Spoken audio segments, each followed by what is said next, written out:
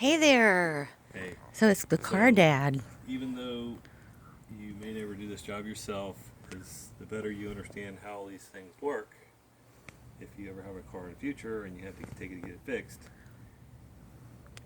they may try to tell you something that doesn't make any sense or try to overcharge you or whatever, so it's better if you understand how everything works. So, this is, I'm fixing replacing what we call the brake pads on the rear brakes for this 2009 Honda Odyssey.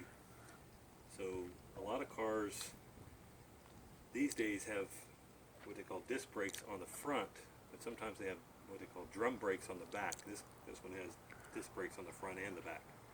So this would be the same whether I was doing the job on the front or the back. So when you say disc brakes, this part you see right here, that's the disc. See that? That's what turns. And of course I took the wheel off. The wheel would mount right here, of course. And this is what's called the brake caliper. So what the brake caliper does, it squeezes on the brake pads and squeezes the brake pads against the disc, and that's what slows the car down when you come to a stop. Another thing to remember, most of the braking happens in the front of the vehicle. So that's why it's important that your front tires, your front brakes be in the best condition. The rear tires, rear brakes are important, but the fronts are even more important. And most cars these days are front wheel drive, which means your front tires will wear out a lot quicker as well than your back tires. So that's why it's important to do what they call rotating your tires. You know what that means? So if you get a whole new brand new set of tires, which tire could cost $100 or $150 a piece, and you just drive the car normally, then the front tires are going to start wearing out quicker. So rotating the tires, what they would do is they take the front tires off, put them on the back, take the back tires, put them on the front. That way they'll wear down evenly, and you want to just replace the front tires. You can replace all the tires as a set, which is generally the best way to do it if you can. So anyway, get back to this. So these are also what we call hydraulic brakes, which means in the front, when you push on the brake, it's a plunger that pushes on what they call a master cylinder. So it's like a piston going into a cylinder, and it pushes that brake fluid, and it pushes it through brake lines going all the way back to here. And this is what's called, on this end, it's like a slave cylinder. So the master cylinder, slave cylinder. So that one up there is pushing the fluid in a piston. This one here, the fluid is coming, and it pushes the piston, and that's what pushes the caliper and pushes those brake pads against the disc, and then it slows the car down. And so brakes are designed to wear, right? So normally you have one part that's designed not to wear and another part that's designed to wear. So typically the disc is designed not to wear, and the brake pad is designed to wear. So after so many miles, as they're wearing, obviously they're going to wear on down to where you need to replace them. So I'm going to pull this little piece out. So normally this caliper sits right in here. This part is solid. There's the piston that pushes, and there's little pins. This whole shooting match you rides on, and those pins go in and out, so the whole thing kind of floats, so to speak. But it's held by this whole bracket. So this is the old brake pad that I'm pulling out here, and so I'll compare that. Pull out the new brake pad.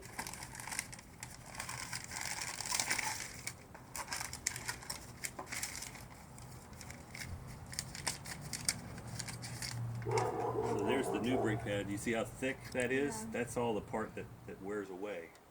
Here's the old brake pad. It's all worn away. It's just basically a piece of metal here, and it's worn right on down. So it's past the point if we needed to replace it.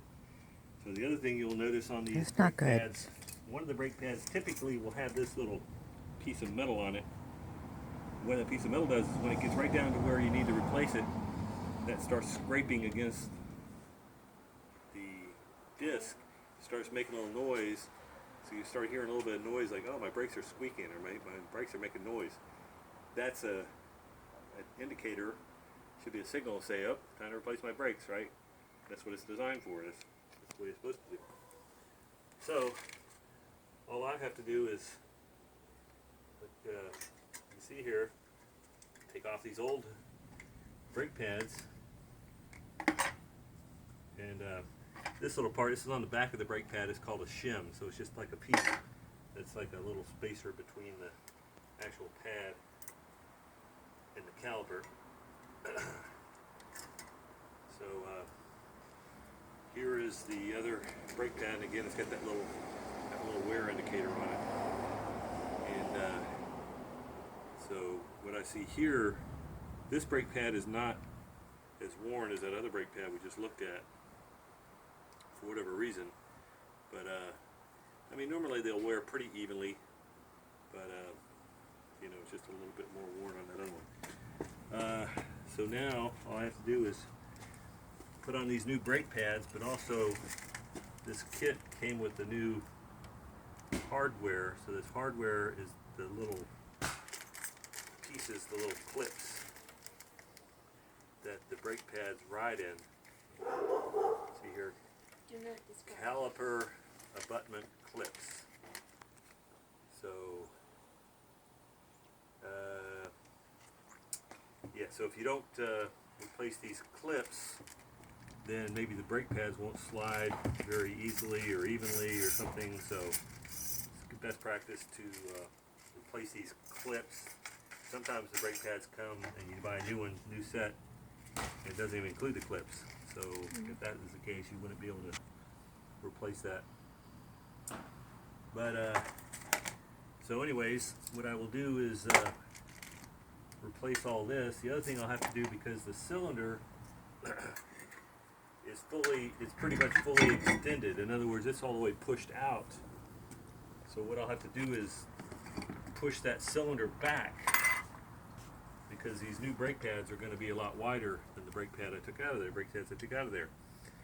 So what I already did is I unscrewed, in the front there's a reservoir where all the brake fluid goes in. So I already unscrewed that so the brake fluid would have somewhere to go. So what I'll do here is I'll take one of these old brake pads, I'll just slip it here onto this caliper like that. Then I'll take my clamp here and I'll use it to squeeze the caliper to open it back up, because I'll have to do that or otherwise I wouldn't be able to fit it over top of the new brake pads. So I'm just going to set it like this right there. I kind of need almost 3 hands to do this, but in case I'll just start to tighten it. And as I start to... Could you use an assistant with a good personality? Well, always can use assistants, but sometimes you don't always have someone readily available. There's one right here. Well, I don't want to get other people's hands dirty necessarily, but so what you can see here is He's so considerate. I can put on one of these gloves. Oh, listen to her. She's so brave. As He said okay. He said okay. Yeah.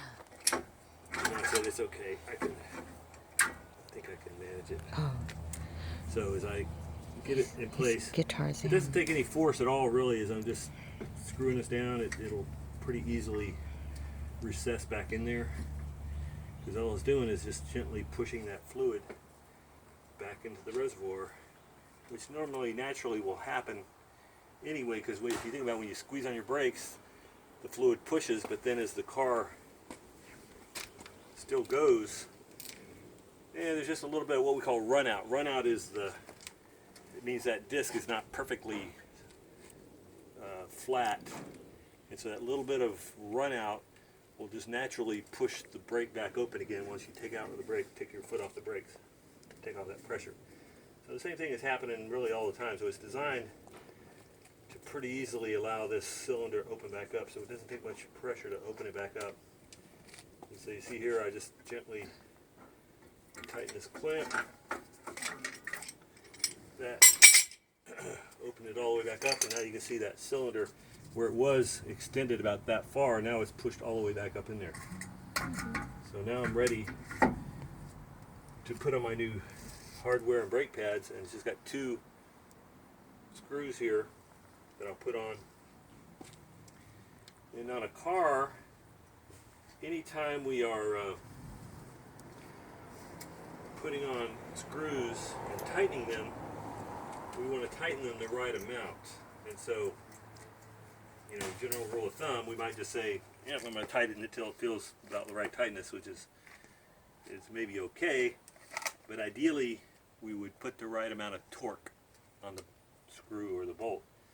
So you know what torque is, right? It's like twist. Like Yeah. So flexibility. force is like in a single direction. Like what? Torque is like a force. Can I do that again? Right. Like twist. Right. So That's torque good. means it's a force in a radial direction. Wow. You know how we measure torque? Do you twist it? I mean, what units do we use? What units do we use to measure force just in a certain direction? In English units. Pounds per square inch. That's pressure. Okay, so for I example, don't know. our bodies are exerting a certain amount of force on the ground based on gravity. So what do we use to measure that? Weight. Mass times How do we measure acceleration. weight? What units do we measure weight in? Mass times acceleration. Don't listen to her. Pound. Mass. Just listen to me. What units do we use to measure the amount of force that our body is putting on the ground? Pounds. Exactly, pounds. So say we measure force in pounds in English units. In, How about Spanish? you know what it would be in SI units? Grams. Grams would be 1, or newtons. Mm-hmm. You heard of newtons? Kilonewtons, all that? Okay.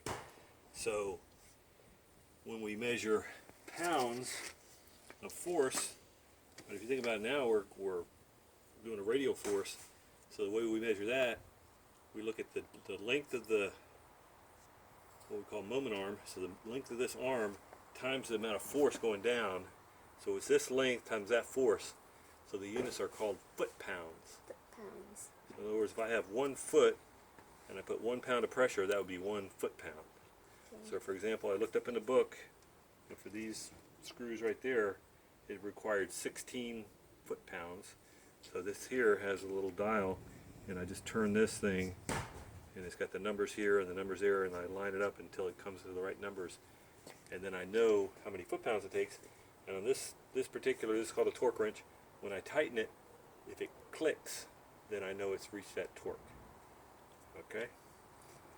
All right, well, I'm going to put all this back together and put the wheel back on, and we should be good to go. Woo! for Thanks, watching. car dad. Thanks, car daughter. Nice clapping.